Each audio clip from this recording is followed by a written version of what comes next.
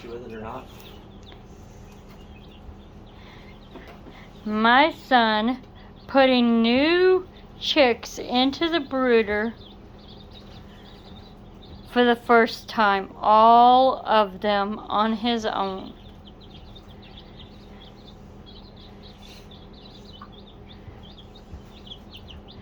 We got 6 of the Prairie Blue Blow eggers from Tractor Supply in Sedalia, Missouri, because they still have chicks in this late into August. And as you see, we put them in. Now tomorrow they get a bigger brooder of this one, but I have to fix some stuff outside for the 5 Belfender pullets that I have. They look at me like, Mommy, why are you pulling this off? But we are trying to protect them from a coon that we are having issues with at the moment. And for those that are wondering why we're having such issues, I have a single egg layer, and it's a mini Rhode Island Red mix out there, and she still has issues with a coon, even this late. We've been at this for 2 weeks, and she's been in this tractor a week and a half. The normal coop that we have is along there,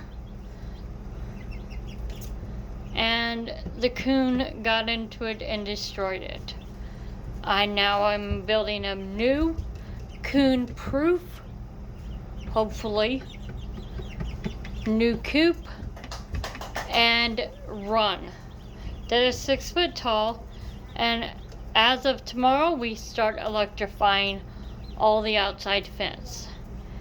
Now you understand why we are buying chicks this late into August, because, well, she's the only one left.